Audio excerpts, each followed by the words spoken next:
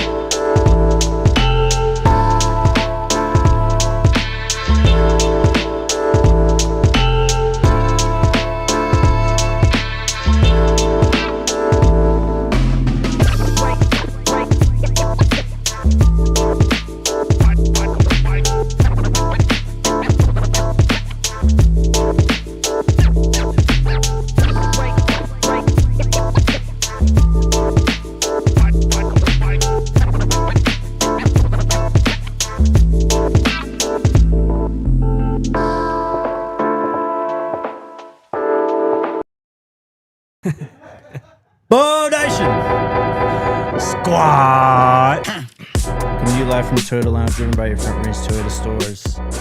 It's DNVR Buffs Live. Happy Thursday. The sun is back out in Colorado. We've got football to talk about. Hell yeah. Couldn't be better right now. How you doing? I'm doing well, bro. It's a beautiful day outside, man. The weekend is very rapidly approaching here. Need it. Should be another beautiful weekend as well, man. I'm feeling pretty good today, man. I'm excited. We got some exciting topics to talk about today. We're going to really see what your music acumen is really like here at the end of the show. Please. But we got plenty to talk about before then, so let's get to it. Don't even worry about that, bro. Yeah, we're going to draft the best future songs. Does the spring transfer portal need to exist? Our long national mountain area nightmare is over. Cam Rising has medically retired. Good for him, man. Good for him for sure. Latest recruiting news, but we start today. Actually, before we get to who's the best recruiter on staff, congrats to Travis Hunter and multiple Colorado Buffaloes. Yes. Who graduated from the University of Colorado earlier today.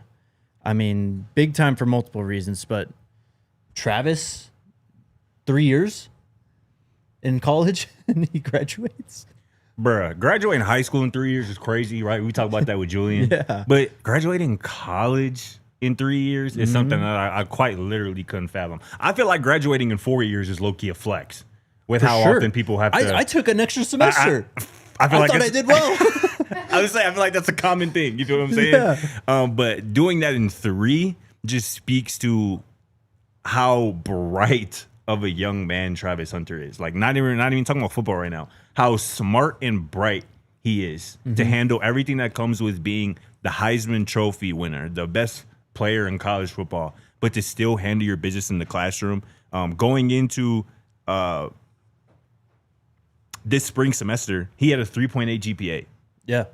He's only the second player ever to be a first-team All-American and a first-team academic All-American.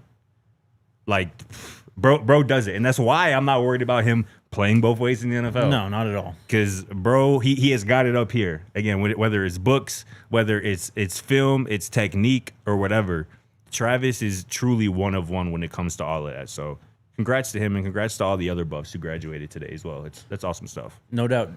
Dion, do you have the picture of all the guys who graduated? A smaller group. Well, there's Travis. Look at his pants, too. What a guy. Look at his pajama pants. The Jaguar pajama pants. How many pairs do you think he owns? Man. Right, at least 10. He's got 2 a day basically. Imagine you a Jaguars fan. That picture just got to make you smile from ear to ear. This is like a class. Like if I'm a Jaguars fan, on Twitter, this is like a meme. I just keep on pulling up for the next 5 years. Yes. Every time he has a 2 touchdown, 1 interception game, just throw that up with the stats. It's kind of like the Jokic picture that always gets kind of thrown around whenever he has a crazy game, like him being younger and whatnot. Wearing the Nuggets crew neck. That one. Yes, bro. Dude. Hell yeah. So yeah, there's from left to right, you got Sam Okunlola, Jeremiah Brown, Amari McNeil, and Khalil Benson. So shout out to those 5 for graduating. That's big time, man. Shout out to squad, man. Handling business. The highest GPA in Colorado football history as well.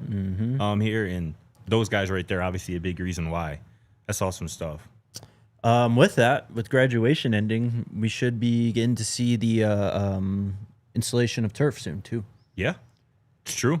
So, because this was the last event before they made that switch in Colorado, someone announced like a concert in October. Yeah, that's happening earlier today because of that turf now. So, already paying dividends. I'm not gonna lie, for the university. When you said congratulations at the gate, I low-key thought you were directing that at me. Congrats, Scotty. I'll tell you congrats. Some people were saying congratulations to me at the beginning of the chat because the new Pope from Chicago, you feel me? You feel me? New Pope, Chicago. You know what I'm saying? You already know what that means. The Vatican is in good hands. You feel me? So shout out the new Pope, man. Leo, I believe, is the name he chose. Yeah, Leo the 14th. Shout out the new Pope, man. Shout out Chicago. Crazy. The internet is turned about this too. As they should be. Lost their mind. As they should be. Don't let Portillo's or Harrows get installed in the Vatican City. Then it's up. Then it's up and it's stuck. We'll see, bro. We'll see. Yeah, you know what? Day tripping. We'll talk about that. All right. So yesterday, we've been talking about Gavin Mueller quite a bit, right? The 2026 3-star tight end from South Elgin High School in Wheaton, Illinois. From Illinois. He just came, or he's coming out on a visit this weekend, right? Or he was just here this past last weekend. Okay. Yep. Just here on an OV last weekend. And it feels like the Buffs have been recruiting him pretty hard. Yeah. They really want him. He posts a tweet yesterday, a picture of him standing with Coach Brett Bartolone, Colorado's tight ends coach. Mm-hmm. And he goes, "This man at Coach Bartolone is awesome," with a crying emoji. Comes to see me the day before my official and 2 days after. Seen him the last 5 out of 7 days. Feeling the love from CU with a heart. And then he says, "Coach Zim, MIA as usual." That's hilarious. This just sounds like a dude who's already on the team, bro. That last part in particular, yes. Bro. I mean, getting a little subtle jab to Coach Zim. Yeah. Like, they have clearly built a relationship. And not surprising with Coach Bartolone, right? He has really been doing this. He is one of the best recruiters on this staff. We'll get to talking more about him on this show here today. But, I mean, you just can only think about how that makes a Gavin Mueller feel when, you know, you're in Illinois. Yeah. And coach out in Colorado is coming out to see you in Illinois. You know what I'm saying? After he just spent the weekend with you, after he's seen you 4 of the last, 6 or 7 days or whatnot. And probably texting you and calling you those other days when he hasn't seen you. Exactly. And that was awesome to see. And it is smart, too, from Coach Bartolone, because Gavin Mueller is nearing a decision. Yesterday, when Coach Bartolone visited Gavin Mueller, it was a week from his announcement for his commitment. He announces his commitment next Wednesday. He's doing it live from his high school gym, 3:20 p.m. Central Time, which is 2:20 our time. So it'll be right after our show on Wednesday. He's going to commit. He's deciding, obviously, between Colorado, Wisconsin, Notre Dame, and LSU. So obviously a really good group of schools to be a part of in Colorado's case. And this is a talent worth that type of attention that Coach Bartolone has been giving to him.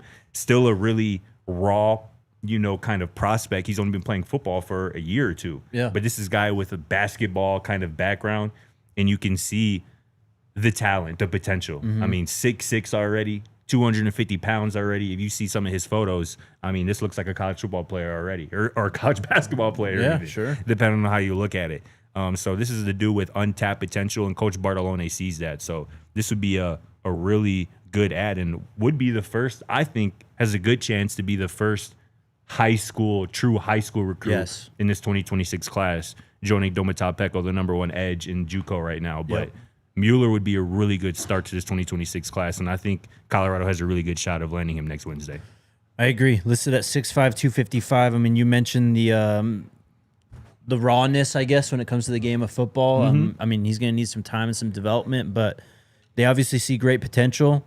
He does have his last OV this coming weekend to LSU. Makes sense. But, he commits on Wednesday, as you said, so we'll see.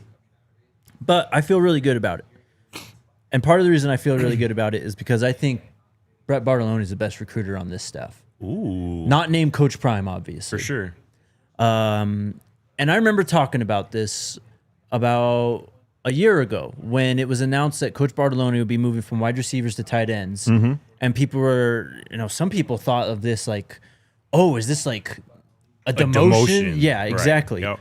But I was arguing, no, this is, I think this is as close as to an actual promotion as it can be, besides, being put up to OC or something, right? Sure. Because he's got a track record, a deep track record. First off, he was Shedeur and JSU's offensive coordinator that last year at JSU. He sure was. Comes from the Mike Leach coaching tree. And that is something that I didn't know that. He played at Washington State under Mike Leach. Interesting. I didn't know that. And this is how that he ended up with Coach Prime, basically. I think Coach Prime hit up Mike Leach, got a recommendation for Bartolone. I mean, you've seen the influence in the offense, I think, pretty clearly with Shedeur, right? Air raid, 10 personnel. Definitely. So you have that. He comes to Colorado. First off, actually, let's go back to JSU. He's probably a factor in helping get Travis Hunter to JSU. For sure. Of course, that was all, Coach Prime is going to be the number one, coach who deserves credit for getting Travis, of course. Definitely. But, I mean, he was the OC. He was coaching wide receivers, all that stuff. He comes to Colorado, coaches wide receivers, brings in Jimmy Horn, Zay Weaver, helps recruit guys like Omarion Miller, Draylon Miller that first year, Cam Michael. Like, he was still a wide receivers coach in 23 when those guys are visiting. And then he gets moved to tight ends.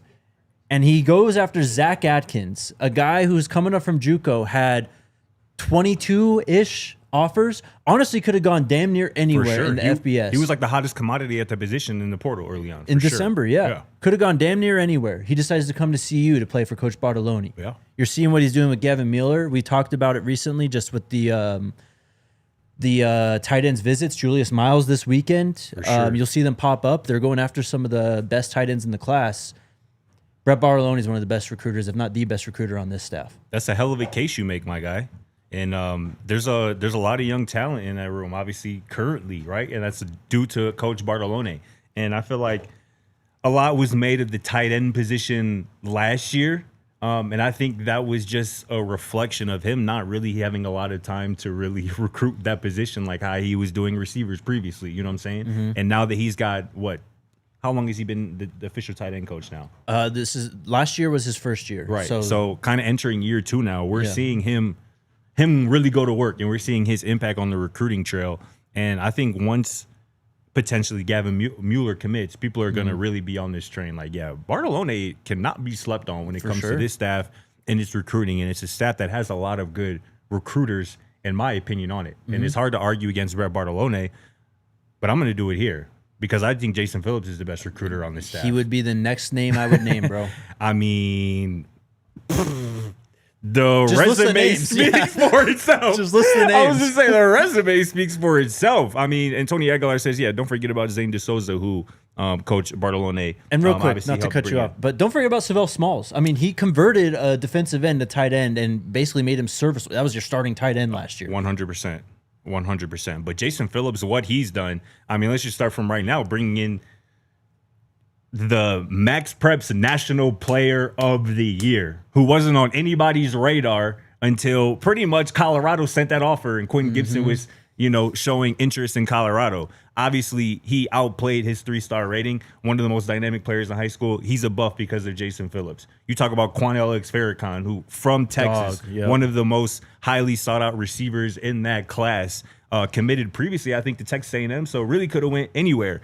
He is in Colorado because of Jason Phillips. Mm-hmm. And you go back to what the work he's really done to me, which is most impressive, is the work that he's done in the transfer portal. Yeah. I mean, going back to last year, bringing in LeJante Wester and Will Shepard, you know what I'm saying? Back to this year, bringing in Sincere Brown, who is one of the most sought-after wide receivers. Hakeem Williams, another 5-star. Hakeem, a former 5-star.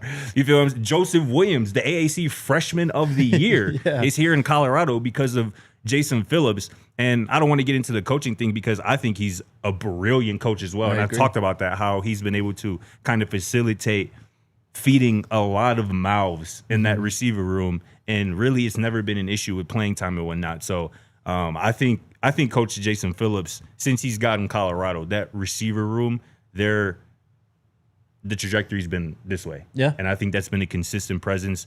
And Jason Phillips, I talk about it a lot. He's one of my favorite coaches on this staff. I think he does a hell of a job, not only coaching, but recruiting as well. And like I said, the proof is in the damn pudding. Just look at the roster and the talent in that receiver room. Absolutely. I think those guys are the clear-cut top 2 at this point. And they ended up kind of coaching the same position. I think they have a bit of a boon, too, because, Coach Prime talked about it. It's easier when we got here to Colorado for us to build the roster outside in as opposed to inside out because of that's just my appeal. He was saying that, and that we've seen that, of course, over the last 2 years. I'm sure it's made it easier for both those guys to get wide receivers, but you still got to convert and development too. I mean, these draft picks, the 3 draft picks, go on both of their records, Bartolone and Phillips. 100%. Looking at Travis in particular, I mean, the polish that guy has at 21 years old, 3 years in college, and he's already the 2nd overall pick in the NFL draft. Heisman Trophy winner. It didn't happen just off base of pure talent. Of course, most of it was due to Travis, but the coaching he received along the way obviously helped him get there too. Got to give a shout out quickly to David Baker, man. Shout out to graduating, man. A real one. He said he'd been here since he was here for 1 and 11, man. Shout out Dave Baker for walking across that stage today. We love to see it. Let's take our first break, and then we'll kind of touch on recruiting and some more stuff on the coaches.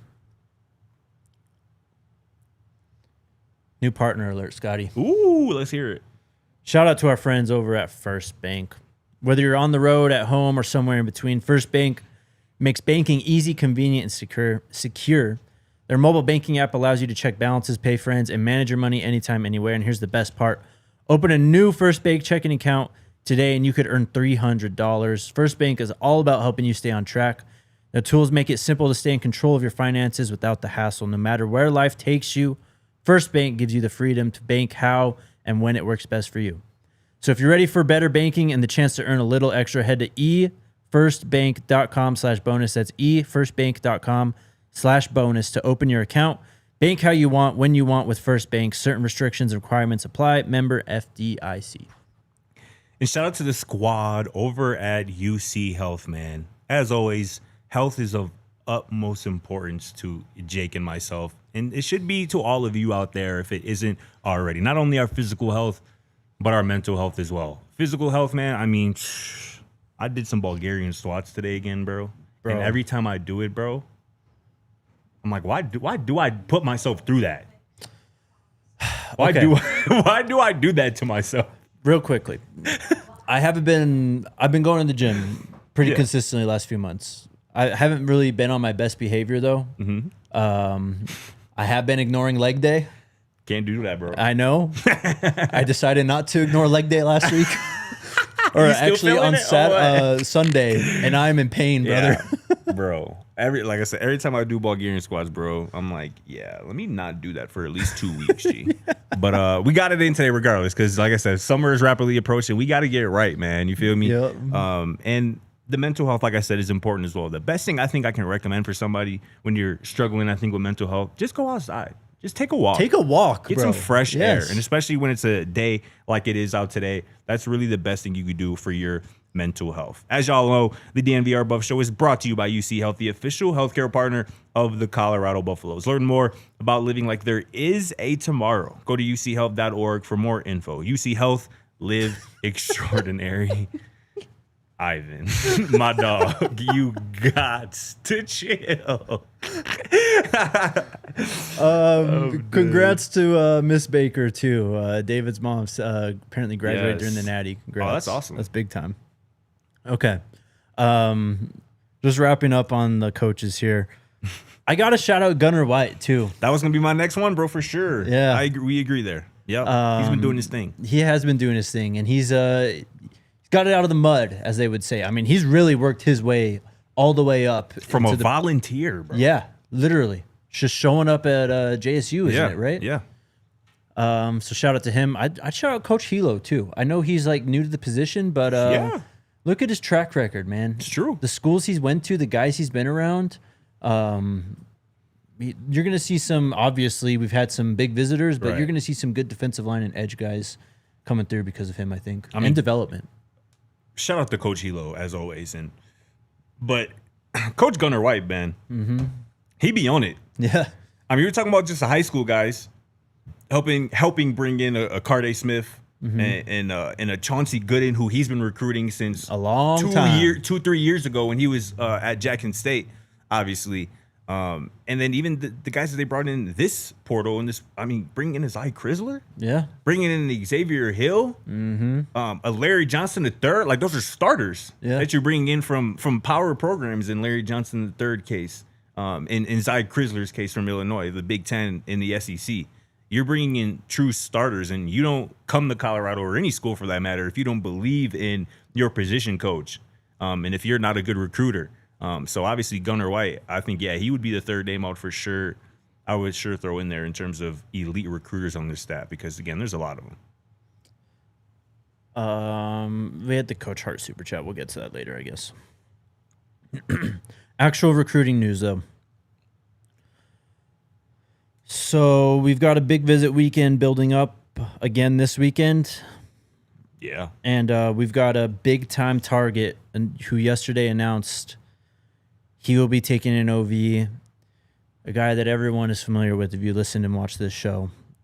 That is 2026 four-star cornerback Dorian Barney from Carrollton High School in Carrollton, Georgia. 123rd overall player, 15th ranked cornerback. Of course, Carrollton, where Julian Lewis went to high school. Dorian Barney, I think, has been out here before already. He's obviously seemed very friendly with not just the players and Julian, but the coaching staff. For sure. Took a call from Coach Prime, I think, the last time we talked about him. FaceTime, right? Yep. Yeah. He's starting off his OV cycle for the summer this weekend at Colorado. Next weekend, he'll go to Penn State. He'll go to Georgia Tech at the end of the month. Beginning of June, he'll hit Texas A&M, and then mid-June, he'll hit Michigan. But obviously a priority. You get Noah Hill, and he immediately becomes like your prodigy of the future for right now. But Dorian Barney could make that two cornerbacks who are highly touted and highly projected to be impact players at the college football level. For sure. I mean, you've been saying, and I think maybe you or came in saying that it's only a matter of time before an elite corner from the high school ranks arrives at Colorado, and could very well be Dorian Barney. Let's not forget, what was this, just less than 2 months ago, after that FaceTime call, he told the Adam Gournier rivals that he doesn't talk to a lot of recruits. So if he's talking to me, he needs me and wants me to come play for him. And as you mentioned, this is a 5-star cornerback. And you mentioned it. This is shaping up to be a really impressive weekend. Visitors, that is. 5-star wide receiver Sadarian Morgan, 4-star cornerback Dorian Barney. We mentioned, the other earlier in the week, the 4-star safety Jordan Deck, the 3-star tight end Julius Miles. I think there will be at least 2 more coming this weekend as well. So after we called last week the biggest recruiting weekend of the year, I don't know. It could be this weekend. Yeah, sure. Depending on how it ends up shaking out. So that would be interesting. But back-to-back, really strong, impressive weekends on the recruiting side for visitors is really good to see at this point of the year. Definitely. Oh, looks like we just got another one. Who we got? Donovan Webb will be in Boulder. Wide receiver? This weekend. 2026 4-star athlete, safety, cornerback, wide receiver, a true athlete from Frisco, Texas. His junior season this past year, looks like he played mostly on the defensive side, but he had 3 touchdowns, 120 tackles, 5 interceptions. Wow. He had 2 punt return touchdowns, 9 pass breakups. He also had 20 carries in the run game, averaged 9.1 yards per carry on those attempts as well. So a true athlete who probably would want to follow the Travis Hunter, kind of path of potentially playing both ways, because he has the ability to play both ways. Recently just yesterday picked up an offer from Miami, Michigan, TCU, Texas Tech, Oklahoma, Ohio State, and many others are in the hunt for Donovan Webb. So that just came in. He'll be in Boulder this weekend, like I just said. So this actually might be the biggest recruiting weekend now at this point. It's shaping up. And, it's crazy.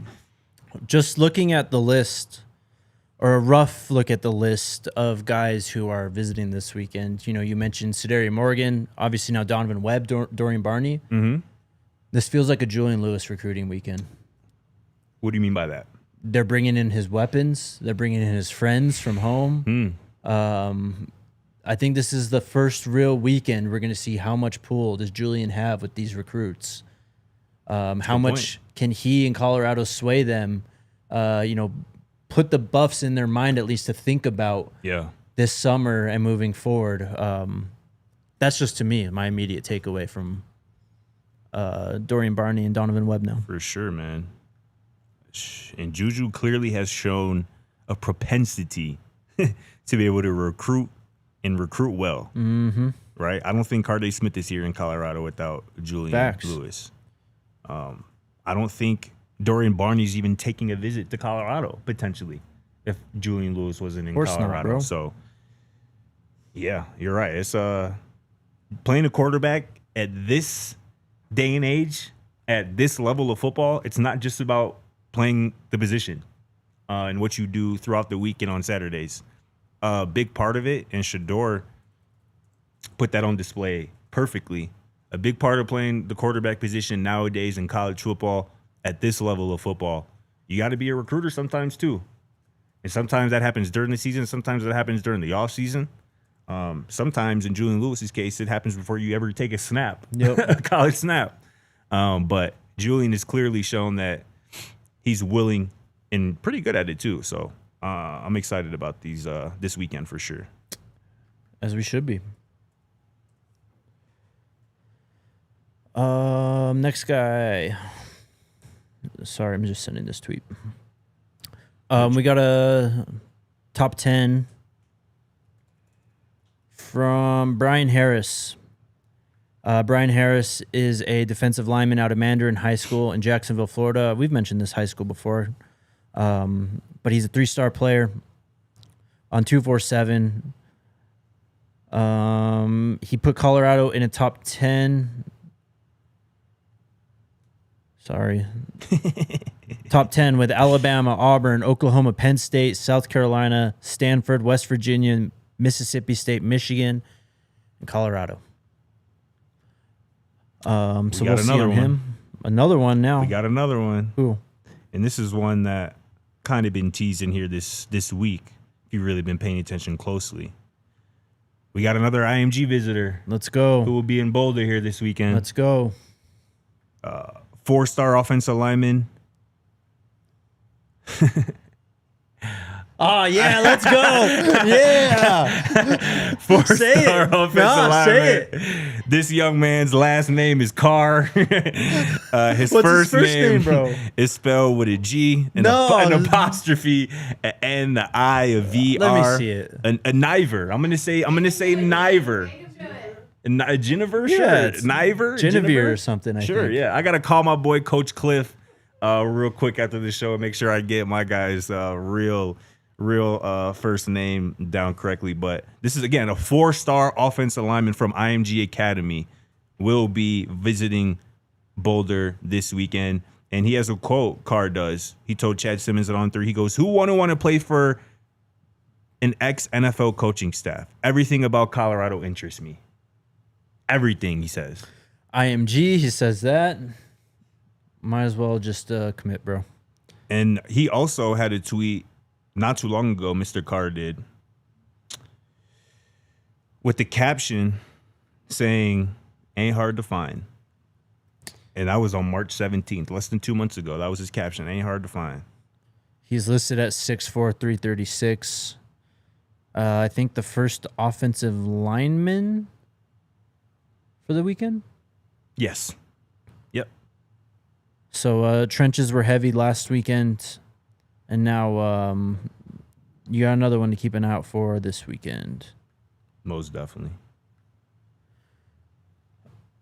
I meant to mention this guy yesterday, but I just straight up forgot, partly because it happened during the show. But Colorado was offered a new quarterback.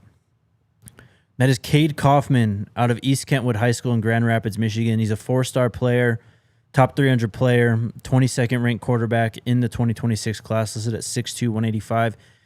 And he's a current Michigan State Spartans committed there back in February, but Colorado has extended an offer. They've also extended an offer to current USC commits and 2026 four-star defensive lineman Samote Katawanga from Santa Margarita Catholic in Rancho Santa Margarita, California. This is a top 100 player, 85th ranked player, 9th ranked defensive lineman, listed at 6'5", 240. Committed to USC back in February as well. I wonder if this is a Pecco guy. I know that's where I think Domatod Jr. was playing community college. They just posted that Coach Pecco was out there, I think, visiting because of his son just the last 2 days or so. But I think they've spent a decent amount of time in California. I think, isn't that where Joseph plays, right? Out of California? Joseph Pecco.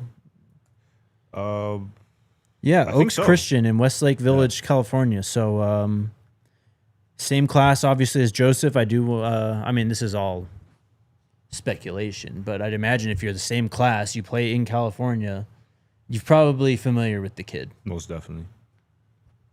Let's take our next break. We still got more recruiting to get to.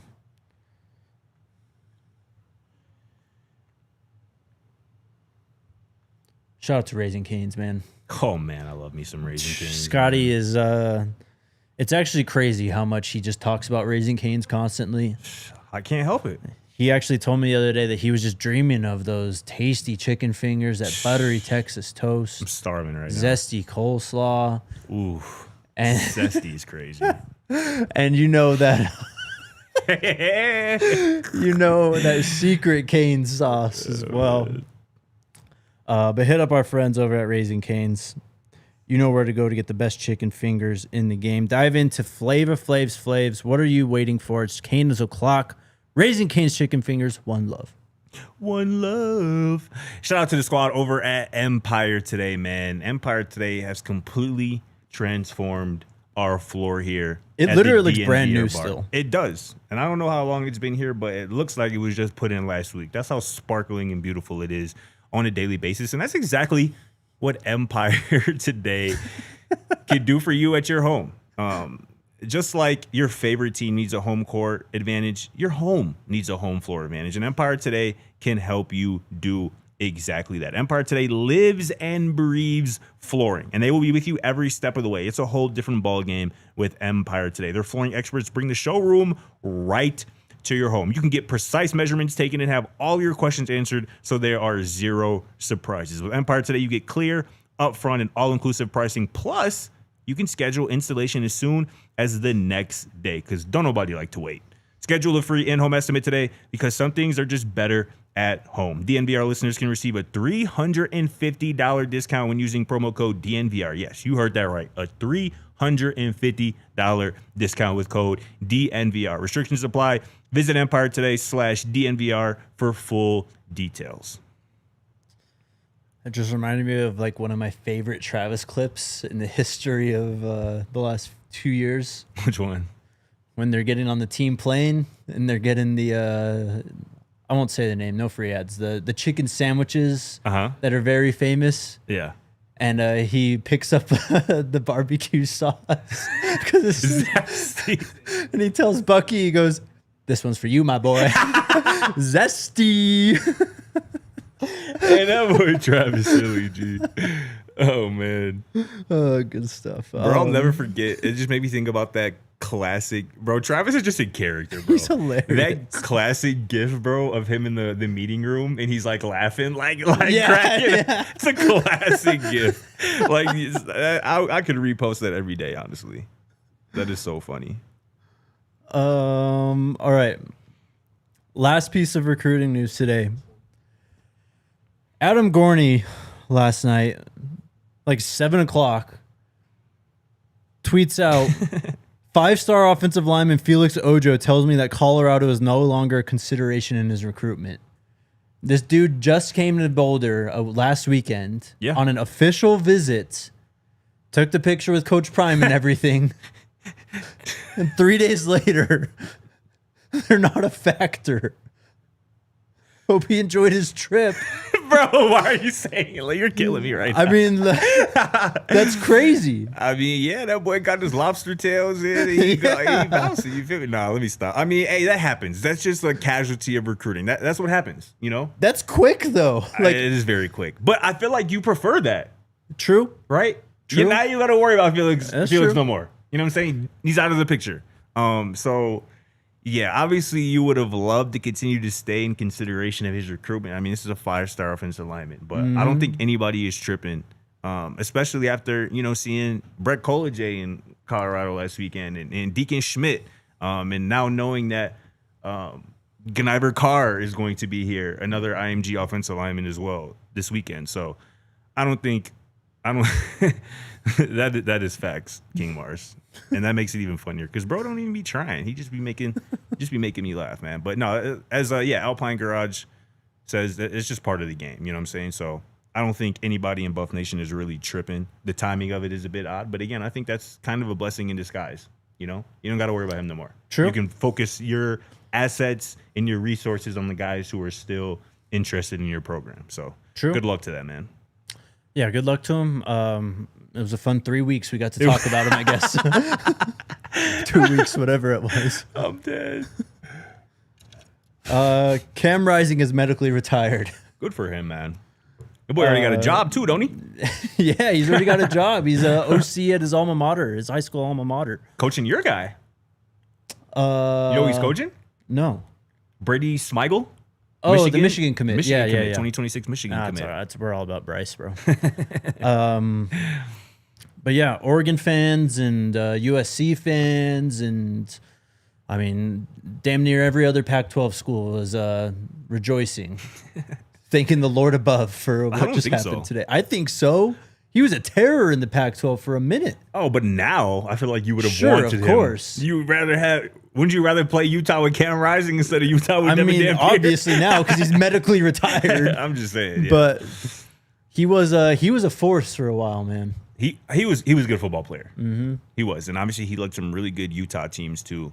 So I'm good for him, man. I'm glad he's not dragging this thing out into the offseason. I don't even know if he was able to do that, but shout out to him. I'm excited to see this next chapter of his football life being is it OC, right? OC at the high school? Mm-hmm. Yeah, that's dope.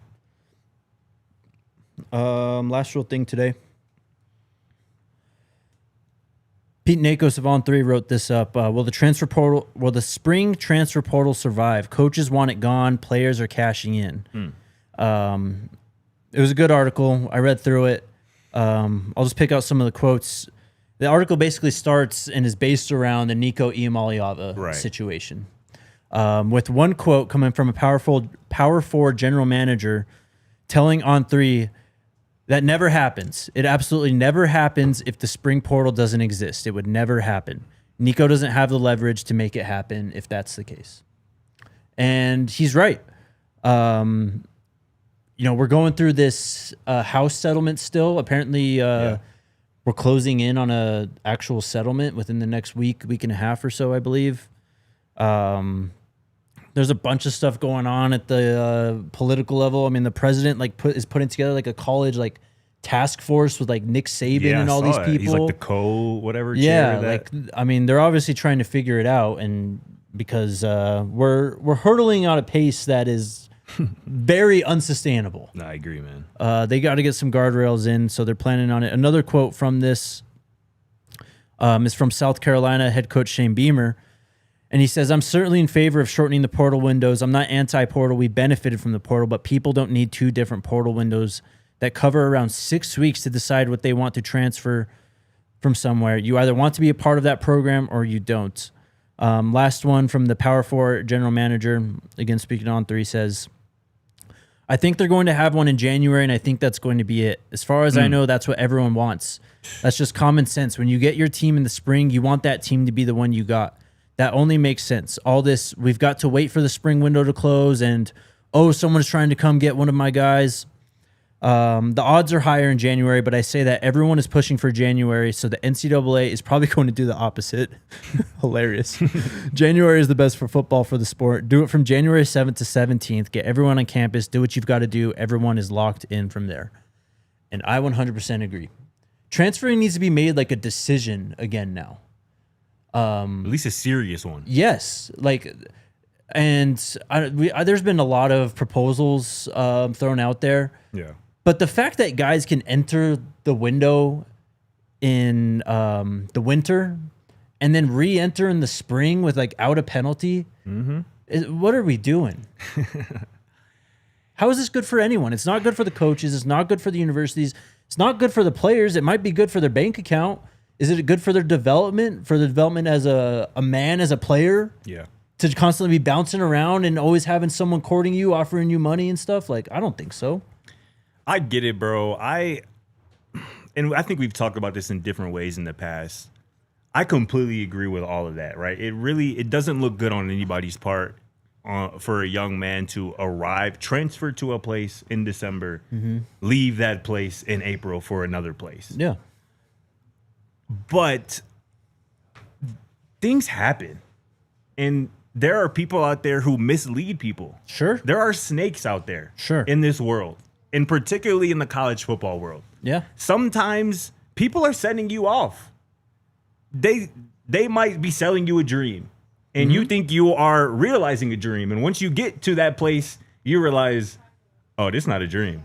This is not what I wanted. This is not what I signed up for. And I'm not saying from being soft, having to work hard. I'm saying coaching, people are treating you different. And again, with football, you have 4 years to do this. Sure. To do this thing. You know what I'm saying? And if you get to I just think of very specific situations, you get to a place and there's favoritism in a room. Yeah. Right? That happens. We know this happens in sports, particularly in football. But I wouldn't want a guy to lose an entire year or waste an entire year, rather, at a place that he knows he really shouldn't be at because, I just got here and now I gotta live here for the next year. I understand there has to be some type of guardrails. The current system isn't right. Sure. But I think taking away the spring portal completely, I think, isn't the best way to go about it either. I think there has to be some type of middle ground for that. And I think maybe it's potentially just making the winter portal a little bit longer. Sure, Because that would be fine. Isn't it just a couple weeks right now? So I think combined, we only get 30 days. And I think 10 of them are in the spring, Right. 20 of them are in the winter. For sure. So, yeah, I think maybe just make the winter portal a whole month long. Sure. You know what I'm saying? Right after the season to the end of January or something like that. I think that makes more sense because you have more time to make that decision. And again, a lot of these times you're being rushed. Commit. You got to commit. And sometimes yeah. I mean, in the portal, yes, but Yes. My rebuttal to all that, I agree. I'm not saying get rid of the transfer portal. Guys have to stick it out. For sure. This is what we did in the old days type of thing. I'm not saying that. I'm saying that as a recruit coming out of high school, and I know you're very young, and I know that it's possible That's another thing too, bro. I know, I get it. And I know it's possible to easily listen to people who may not have your best interest at heart. And you might be prone to manipulation from agents and all this stuff. I totally get it. For sure. Take your OVs. Take your unofficial visits, though. Talk to the players. Yeah. Do your homework. This is a massive decision. We need to put more emphasis on the decision of picking a school, whether that's out of high school or out of the portal. Yeah. Because I do think it's a lot of, as you said, it's rushed. And I think that's part of the problem too, is that it's more so rushed. For sure. As opposed to, too many options. Put some emphasis back on the decision. This is a big time to. You're literally moving yourself. Exactly. In some cases across the country, though. You should be sure about that. And if you're chasing a bag, that is your fault. So, that's for sure. Another thing with this too, and it's mentioned in this article, Ohio State and Notre Dame are just on the back foot from the minute the offseason starts because they missed most of the portal window because the national championship is past the portal window. Bro. You have to play a game while other teams are recruiting. Bro, I'm not going to sit here and feel sorry about Ohio State. I'm not trying to say that. No. Advances. Yes, you're at a disadvantage if you would in the recruiting side of things. If you advance to the later stages of college football playoff, but I'm not saying that it's I'm not trying to feel bad for them or anything at this point. I'm just saying the calendar is messed up. Yeah. Like, why can't we just do the portal a month later? The season is, all the games are done. No more national championship, no more playoffs. It's all done. No more bowl games. And everyone is just able to recruit. I mean, I'm sure there's guys on Ohio State and Notre Dame who were torn between like, sure. I want to be a part of this, yeah, but also I know my future isn't here type of thing. And that's why it's good that you have a spring portal, bro. Currently, I think that's why. Just move the portal after the season and it fixes all that, though. That's true. That's true. And I think also, too, I was talking about the player side of it, but I think I disagree with, I think the quote, one of the quotes in there was like, that's what everybody wants, just one portal.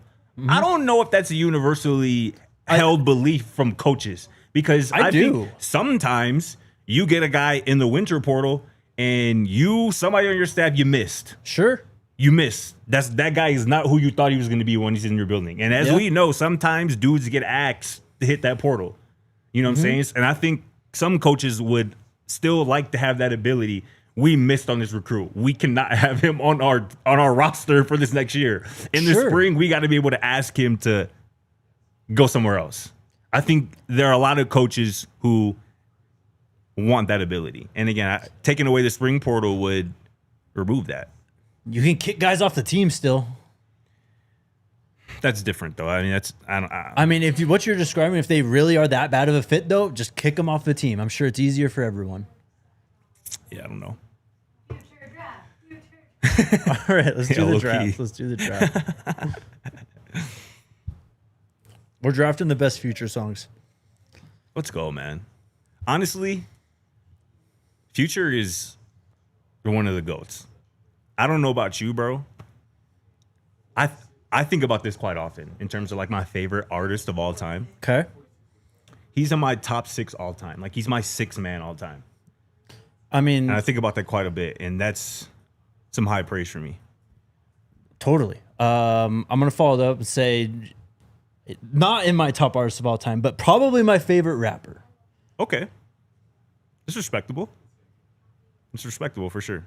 I mean, it's just not like my favorite like genre of music, but when I like his like trap style is like, I mean, especially growing up coming up in the mid 2010s, like it was unavoidable, bro. Like literally, bro was dropping hits when I was like in elementary school, in high school, in college, post college, last year. Like bro's been doing this. Like the longevity is crazy. All right, who's going first? Yes, this is Future, like Future Hendrix. Like the Dirty Sprite King. Pluto. You can go Pluto, right? You can go first, bro. I feel like I went first last time, so. All right, I'm taking my first favorite Future song then. That's Coding Crazy. Hey, you just pissed me clean off, bro. Why? I'm not even gonna lie. Why? Because I actually know this? Y'all are doubting me here. Bro, I know what I'm doing. That's cool. Now I'm gonna just take one of yours. That's all right. Okay. That's all right. I swear to God, that was gonna be my number one. Because it's the Future song. Bro, I had a tweet not too long ago on my personal tweet. I'm gonna see if I can find it. Where it was like, if there's like a rap song that hold on, let me see if I can talk about why you love Codeine Crazy, bro. What you know about Codeine Crazy, bro? Tell me something. Okay. So the reason why I like Future, one, I mean, it's the hard trap beats, but also it's like the melancholy like vibe that he brings to a lot of songs. Yeah. This one is just like the best combination of that. And those are a lot of my favorite Future songs kind of like fit that description. Bro, so I tweeted this back in June of last year. There was a tweet that was like, what's a hip hop song that feels like the blues to you? Yes. Not music wise, but lyrically. Yes. Like Mini Man is a blues song to me, this person says. And I said Coding Crazy. Like it's like the blues. Yeah. But it's rap, it's hip hop, and it's so hard. It's his best song. It is for sure. Go ahead, Scotty. Well, since you took mine, I wasn't planning on using this because I thought you were just gonna take it. But don't do it. I think you got it right, bro. I know I got it right. I'm talking about Dion, the spelling. I think it's just an E at the end. Yeah, there's an E at the end. What's your pick, bro? Come on. You know what it is, bro. It's the Percocet and Stripper joint. God damn it. A Dirty Sprite 2 classic. Arguably Future's best body of work ever. Dirty Sprite 2. Dropped back in, 2015. Yep. So that summer was legendary. Yeah. That summer was legendary. He went Summer crazy 2015. then. Yeah. I mean, yeah, the Perkins. I mean, just a perfect beat. Like you talking about a perfect hip hop beat. That song has it right there. And I got another one. I'm up next. Let's go. I'm gonna go with this song that if it gets played in any club, the whole club is turned up immediately. Real Sisters. I'll go. Real Sisters. Yeah, Sean Kemp knows. If that song gets played in any party, in any function, the men are turned up, the women are turned up, the children are turned up. That's one of Future's the best kind of club pop songs out there for sure. All right, bro. Not bad. Not bad. I'm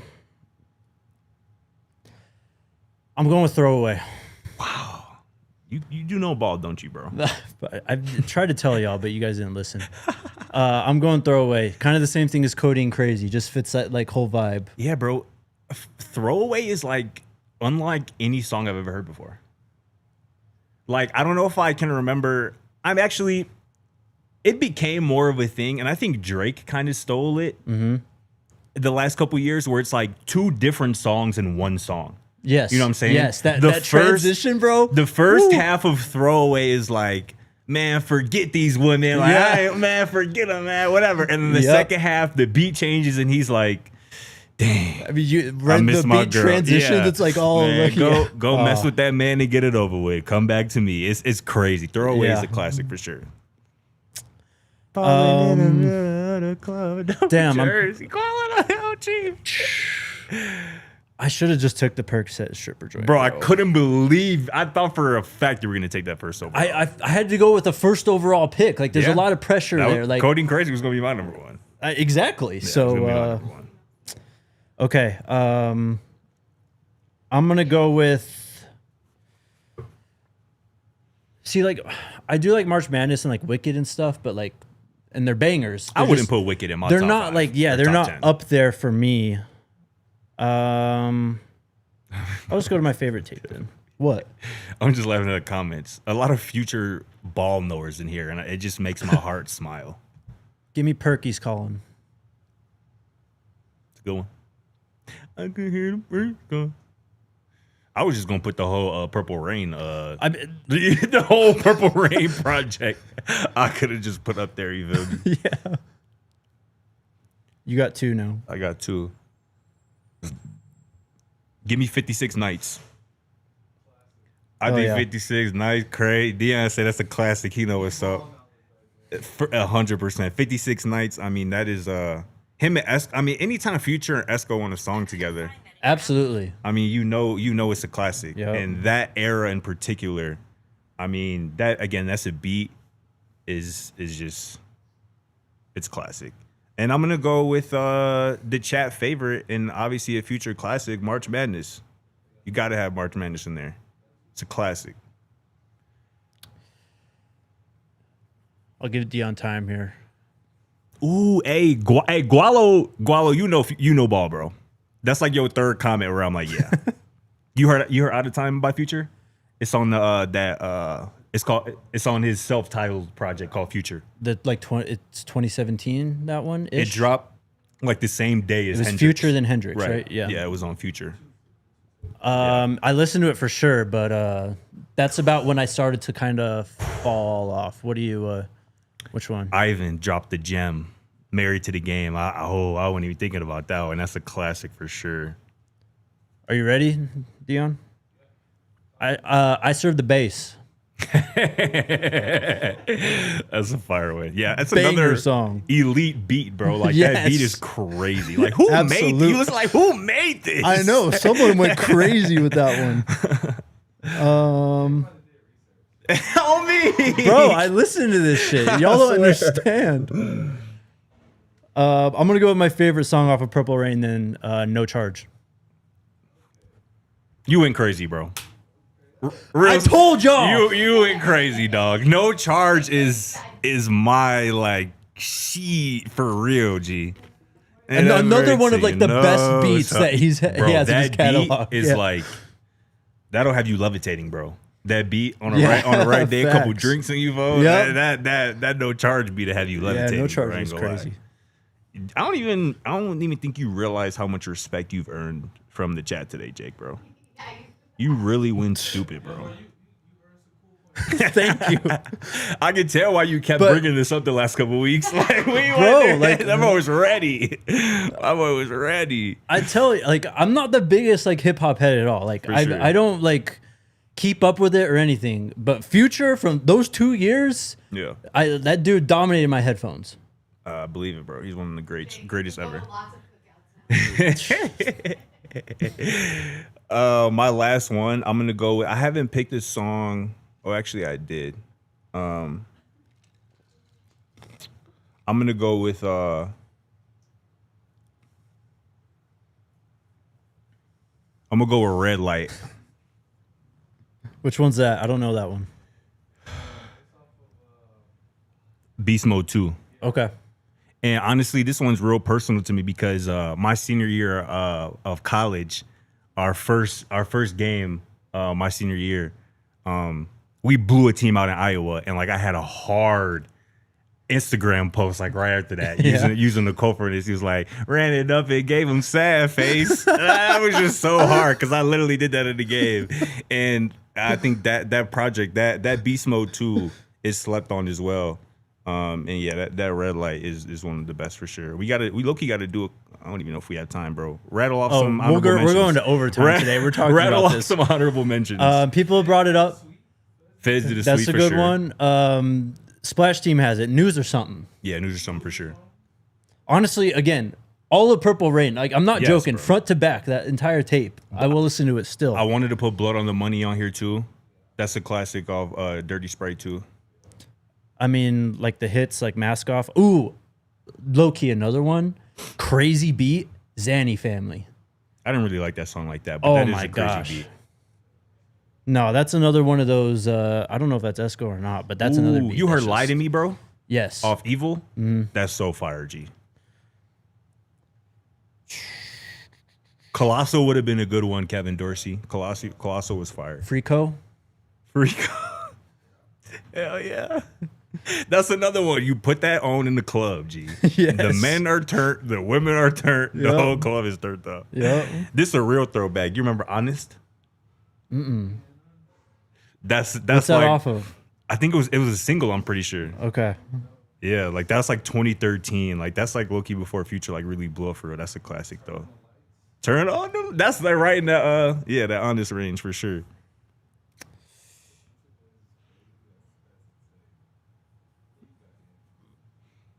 Yeah, man. Yeah, Evil was slept on. Yeah, Gualo no Crushed Up was fire for sure. Yeah. Rags Blue. Ooh, man, yeah. Future, bro. Future really been doing this. G. We ain't even do no features either. You know what I'm saying? No. And somebody mentioned bro, the collab tape with Drake, bro. Yeah. The What a Time to Be Alive. Yes. Put that in the Smithsonian. Like that is music history right there. Big Rings. Please tell me, Tate, you know what's up. Please tell me what's hard. Big Rings is the ultimate, like, Yeah. and in my mind, that's replaced like We Are the Champions is the championship song, Yeah. honestly. Facts. Yeah, Jumpman's a classic. What's the first Future song you heard? Because mine was Where You At. I think it might have been either Turn on the Lights or Honest. Or no, didn't he have no, he had something even before then, bro. Like Trap. Oh man, I think he had something before that even. One super chat. We're actually going to get out of here on time. Day Trippin' says, should we have a discussion on the linebacker room closing rate? It ain't high. Okay, let's talk about this. So yeah, we're probably going to go to overtime. Probably just do that now. Yeah, if you're watching on your television, head on over to thednvr.com. We're going to wrap up the show over there. Let's talk about this. People are on Coach Hart's head because these transfers are just deciding not to come to Colorado. Yep. That's not entirely on Coach Hart. Like, again, I brought this up a few weeks ago. People enter the portal for a variety of reasons. I mean, you see it on NCAA. You know, all the pitches that you can choose in recruiting. Like, there's multiple reasons, and some that you may not even understand completely, why players enter the transfer portal. It might be a bag. It might be, in this case, because they have friends at Cal in terms of Harrison Taggart. You know what I mean? Like teammates at Cal. Getting on Coach Hart's head for that is crazy to me. When the guy he brings in Nikai Hill-Green. Right. He takes over the defense overnight. Look at Levante Bentley's development. Did a great job. He was a rotational player at best at Clemson. Comes to Colorado, becomes a leader of the defense, and shows real progression over the 2 years that he played at Colorado too. He did. He was on Mantrez Walker for over a year at this point. He brings him in. If you look at the offers sent out, they are attacking the top guys. Like the developmental track record is there. I mean, what they tried to do with Trevor ultimately didn't work out, but they got some good football to Trevor playing linebacker. Juju Mitchell in 2023. If he just didn't have his off the field issues, he probably would have had an impact similar to Nikai Hill-Green did last year. So, look, y'all got to take it easy on Coach Hart, because if you're blaming him for guys not committing here out of the transfer portal, that's not all on him. Yeah, I get that. I would just say we spent the first segment talking about how, the Bartolones, the Gunnar Whites, the Jason Phillips, they have had success in the transfer portal, right? So ostensibly that kind of has to go both ways. People want to see results. People want to see commits. People want to see high-end talent. One of the best players on the defense last year played linebacker. It's like we're just forgetting this fact, get that, though. but people will point out, and then he left. To play for Alabama. I get that. I get that. I believe in Coach Hart as a coach. I think the job he did last year was exceptional. Getting the most out of Nikai Hill-Green, putting him in a position to go to an Alabama. I think Levante Bentley played his best season of college football last year under Andre Hart. I think people their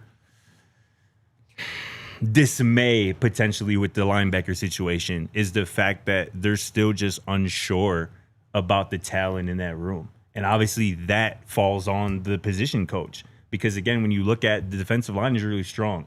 The secondary has taken some hits here recently with the portal, particularly at cornerback, but we still, for the most part, still pretty good about the secondary. So people, understandably so, I think, are going to look at the linebacker room like, what's going on here? Yes, Mantrez Walker is in there, but aside from the transfers from the lower levels, which I'm not going to say in a bad sense, because literally Nikai Hill-Green came from a lower level and balled out. But I can somewhat see some of the frustration, but we just got to let things play out. That's what I'm trying to say is, like, I feel like it's a lot of overreactionary stuff because we're in May, commits are happening, guys are being linked to Colorado, and they're not coming here. But honestly, at the end of the day, I don't think it's because of Coach Hart they're not picking here. Like, they come to Colorado, they visit, they speak to him, they speak highly of their visit, they post the pictures. It's got to be after that, the finish line, which usually ends up being money or, other factors at other schools that Colorado just doesn't have, like your teammates and friends being at Cal and you just wanted to go play there. Like, so that's why it just doesn't make sense to me. Like, I feel like it's very short-sighted to get on Coach Hart. And of course, yes, you want to see results. He did bring in 3 transfer linebackers this cycle, though. He did. So, plus the recruit in Mantrez Walker, and they got more visiting this summer. Like, you talk about high school recruiting again. If you look at Coach Bartolone and the offensive line, and, Marshall Falk and the running backs are popping right now, too. Take a look at the offers of linebackers they've sent out, though. Like, they are going after these guys. I don't think because, they can't get across the finish line with a bunch of them. It's solely on Coach Hart, though. I don't think it's solely on him either. But again, people are going to want to see those offers turn into commitments, or at least into top 4 and top 5s in terms of like those final lists. So, fans and people who love this team are going to be how they are going to be. Of course. Yes. So that kind of goes without saying, but it's a question mark on this team right now. And obviously, I can't really blame people for looking at the position coach of that position and maybe putting some pressure on him. I'm sure Coach Hart doesn't feel that. I'm sure he's not even worried about that. He's worried on, getting the best out of his room and potentially adding some real talent to his room.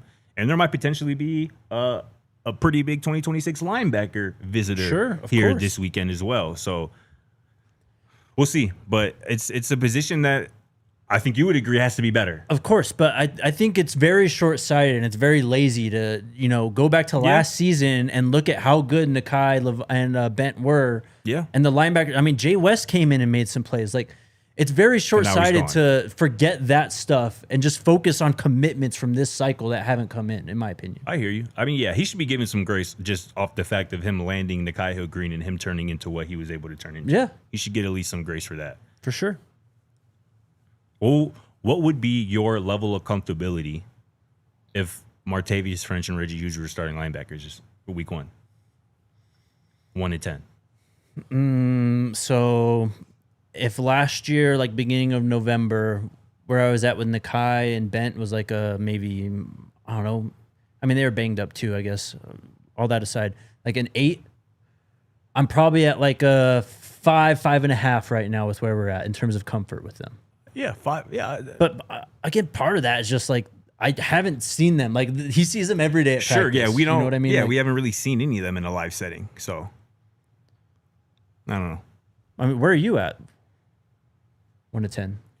I would say 5, yeah, and that's not great. That's not a great place to be. But we don't truly know. Like these are our. I know I think we're baking that into the equation that we don't know for sure. Like I said, we haven't seen these guys in a live setting. We saw them during the spring game, which obviously isn't a completely live session. And speaking about the spring game, I think the guys look good. I think Reggie Hughes looked good. Martavius made plays. Kyle and Salter looked good. So I think. 2 things can be true, right? People can want more out of the linebacker room, and people cannot solely blame Coach Hart for wanting more out of the linebacker room. 2 things can be true at once, and I think that's what's going on right now. I just think in terms of the actual coaching that Coach Hart has done, it's been plus, at least.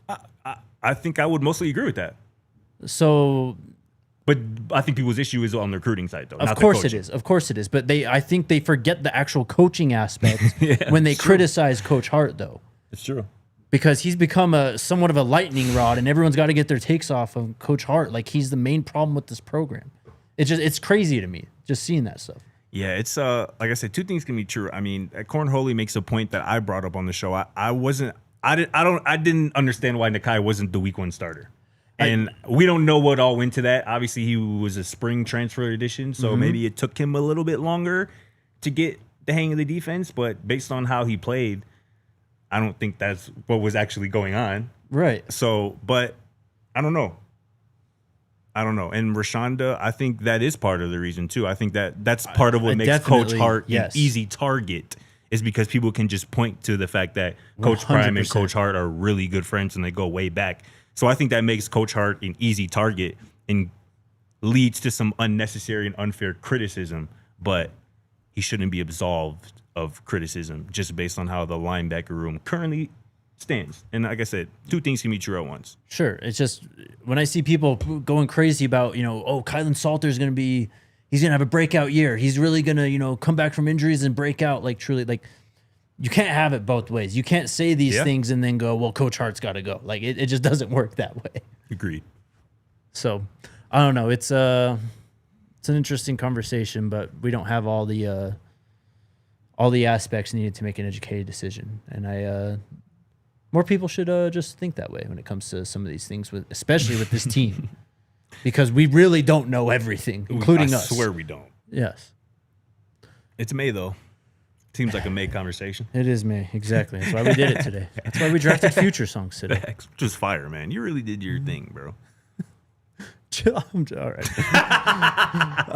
We'll be back tomorrow. We'll see you guys then. I think we'll have someone else joining the show. Guest joining us tomorrow. Y'all gonna want to tap in for that. All right. See you then. Let's go Buffs. We all silly like the mayor.